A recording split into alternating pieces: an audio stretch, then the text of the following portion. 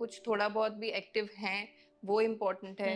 हमारी है इनडाइजेशन का रूट कॉज, अगर हम आयुर्वेद को अपना प्रिंसिपल मान के चलते हैं तो उसका रूट कॉज हमारा आहार विहार, हमारा दिनचर्या, हमारी निद्रा, इन सब का इफेक्ट होता है। अगर हम इन सब को ठीक रखेंगे तो हम अपने डाइजेशन को ठीक रख सकते हैं। आहार विहार में हम क्या खा रहे हैं, कब खा रहे हैं, कितना खा रहे हैं, ये इम्पोर्टेंट है।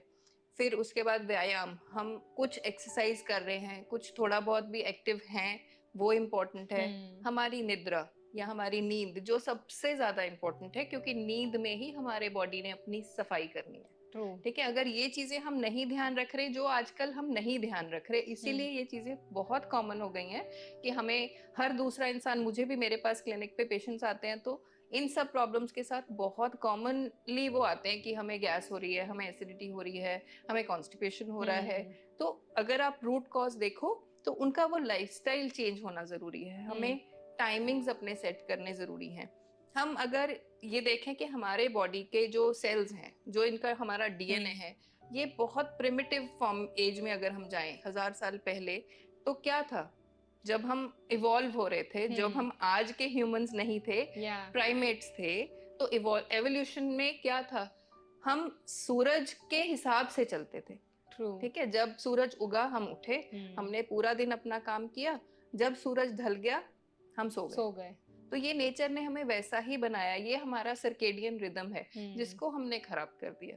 ठीक है, अब हम सूरज उगता है तो सोते हैं, सूरज ढल जाता है तो उठ जाते हैं। तो इस वजह से वो दिक्कतें आ रही हैं, क्योंकि हम अपने रूटीन को सेट नहीं कर पा रहे। एंड आई नो कि हमारा काम कुछ लोगों का ऐसा ही है कि उनके टाइमिंग सेट नहीं है, बट फिर भी अगर हम चाहते हैं कि हम हेल्दी रहें तो हमें इन चीजों को बदलना होगा। हमें सूरज के साथ उठ के काम करना होगा और सूरज ढलने पे अपने आप को रोकना होगा कि अब शांत हो जाओ, अब रिलैक्स हो जाओ और अब सो जाओ, ताकि आपकी बॉडी की सफाई हो जाए, अगले दिन की फिर तैयारी हो जाए।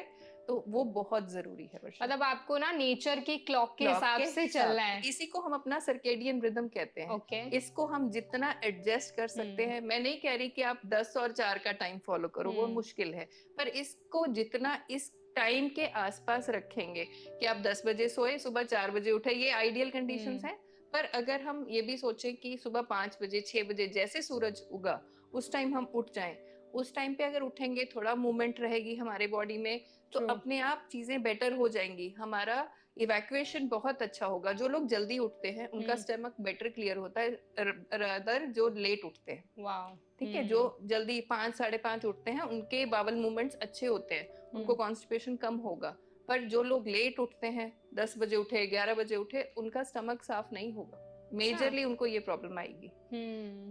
सो डॉक्टर, अभी आपने जैसे बताया कि जो लोग टाइम से उठ जाते हैं, मतलब जल्दी उठ जाते हैं, उनका स्टमक जल्दी और एक फिक्स टाइम पे क्लियर हो जाता है। तो कुछ लोग ऐसे होते हैं ना जिनका स्टमक डेली उनको प्रॉब्लम होती है, मतलब क्लियर करने में, अपना स्टूल पास करने में बहुत ज्यादा प्रॉब्लम देखने को मिलती है, और उनका ना एक फिक्स टाइम नहीं क्रिएट हो पाता है। तो इसका क्या कॉज हो सकता है, मेन कॉज? इसका भी वही है कि आपका लाइफस्टाइल कैसा है, वो इम्पोर्टेंट है।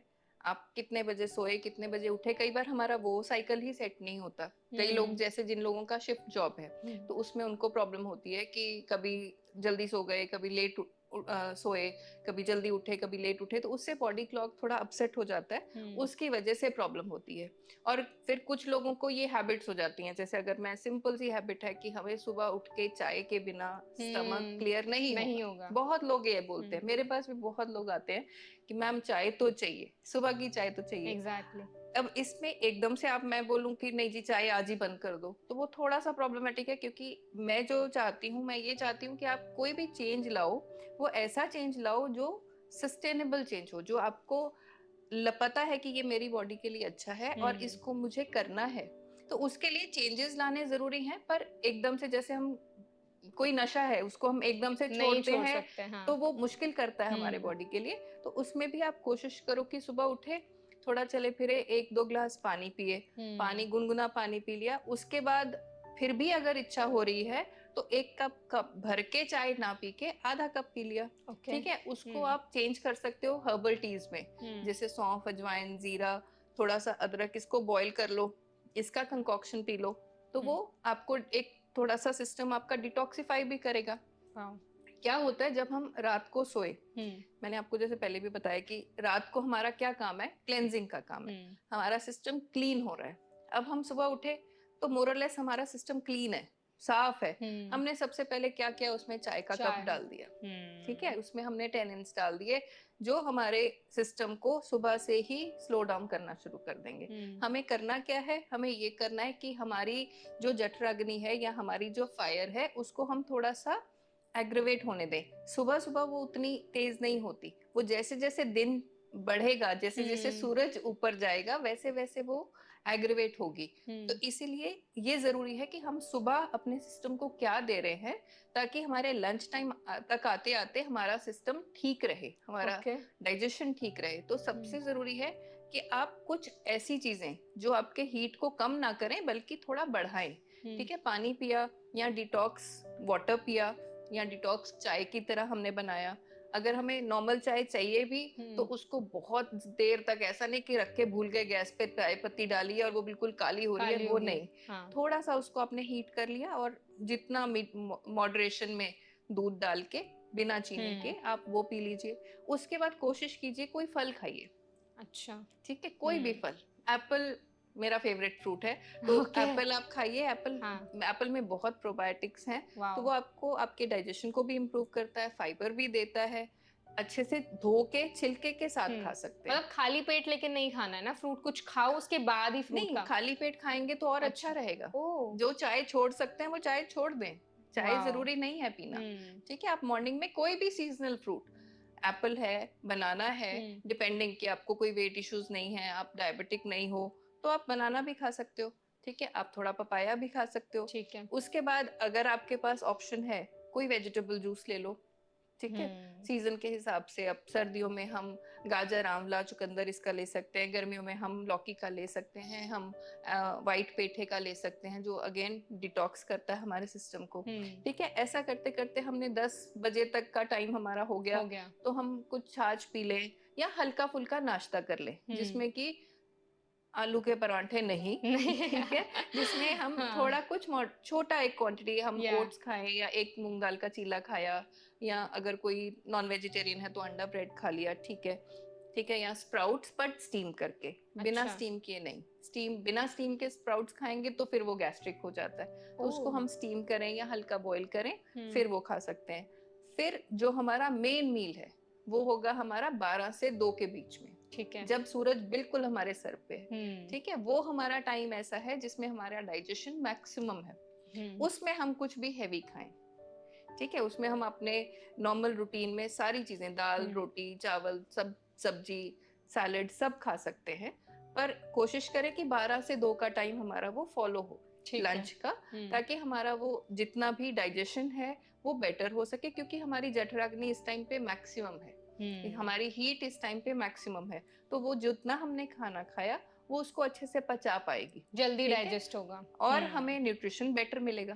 ठीक है, फिर शाम को एक छोटा मोटा हमने स्नैक लिया और डिनर फिर से वही नाश्ते की तरह थोड़ा हल्का रखा, लाइट, बिल्कुल लाइट, ताकि हम जब सोने जाएं तो हम खाली पेट सोने जाएं। जब हम खाली पेट सोने जाएंगे तो फिर से हमारी क्लेंजिंग बेटर होएगी।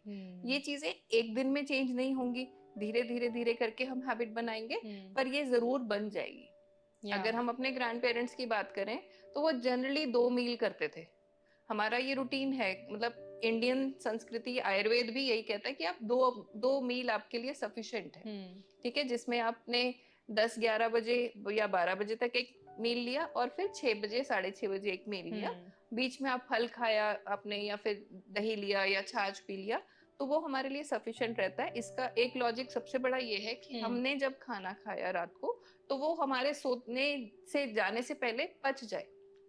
ठीक है, इसका मतलब हमें खाली पेट सोना है, हमें पेट भर के नहीं सोना है, और रात को उठ के हमें स्नैक्स नहीं खाने हैं, वो हमें नहीं चाहिए। ठीक है, इन चीजों को हैंडल करने का एक और बहुत अच्छा तरीका है कि अपने एनवायरनमेंट को हम कैसा सेट कर लें। अगर आप देखो ना, हमसे लेजी कोई स्पीशीज नहीं है, ह्यूमंस सबसे लेजी है, सबसे सुस्त है। हमें जो चीज अप्रोचेबल है ना, हाँ, वो लगता है कि ये तो मेरे हाथ के कंट्रोल में है, हाँ, वो चीज हम जरूर उठा के ले लेते हैं। yes, तो आप ऐसा अपना एक एनवायरनमेंट सेट कर सकते हो जिसमें धीरे धीरे वो चेंजेस आ जाएंगे आपके रूटीन में, कि जो आपके अप्रोच में है वो हेल्दी चीजें हो। true, अगर आपने फ्रूट है तो बाहर डाइनिंग टेबल पे हो, ठीक है, वो दिखना कहीं चाहिए दिखे, आपको, हाँ, ऐसा नहीं हाँ, कि कहीं वो छुप गया, फ्रिज में गया तो वो गया, ठीक है, हमें दिखेगा ही नहीं। फ्रूट्स आप डाइनिंग टेबल पे रखो, नट्स और सीड्स आप वैसे रख सकते हो, ठीक है, जो ऐसी चीजें हमें पता है कि ये चीजें सारी हमारे लिए हार्मफुल हैं, बिस्किट्स हैं, नमकीन्स हैं, मिठाइयाँ, उनको कहीं छुपा के रखो ताकि हमें एग्जैक्टली, मेहनत करनी पड़े उनको ढूंढने उठाने के की, लिए, उनको हाँ, ढूंढने की। तब तक हमारा थोड़ा सा साइकोलॉजिकली हम ऐसे हैं कि चलो छोड़ो, कौन उठेगा, मेहनत करेगा, यही खा लेते हैं। तो इस तरह से धीरे धीरे हमारे बॉडी को अच्छी चीजें जाने लगेंगी, तो वो हैबिट भी बन जाती है। एग्जैक्टली, एंड प्लस जब हम अच्छी चीजें खा रहे हैं तो हमारी जो गुड फीलिंग्स हैं, ऑब्वियसली जब आपने अपना रूटीन चेंज किया तो अंदर से कुछ तो अच्छा चेंज हुआ, जिसका हमारे बॉडी पे रिफ्लेक्शन आता है, हमारी स्किन बेटर होती है, जो लोग वेट लूज करना चाहते हैं उनका वेट धीरे धीरे लूज हो जाता है, चाहे आप किसी की हेल्प नहीं भी ले रहे, अगर खुद से भी आप चाहते हो तो भी वो चेंजेस आपको दिखेंगे।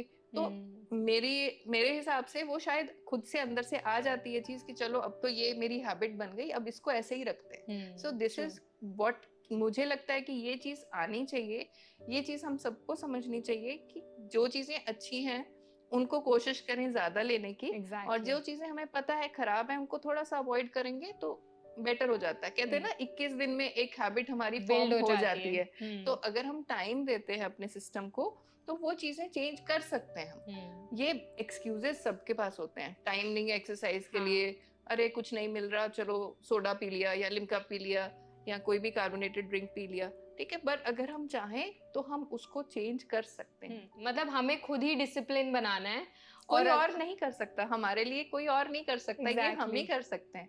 एंड मैं हमेशा कहती हूँ कि अपने ब्रेन को हमें कंट्रोल करना है, इसको हमें कंट्रोल, ब्रेन हमें ना कंट्रोल करे, हम ब्रेन को कंट्रोल करें। ट्रू, ठीक है, और हमारा ब्रेन और हमारा गट रिलेटेड है, दोनों तरह से रिलेटेड है ये।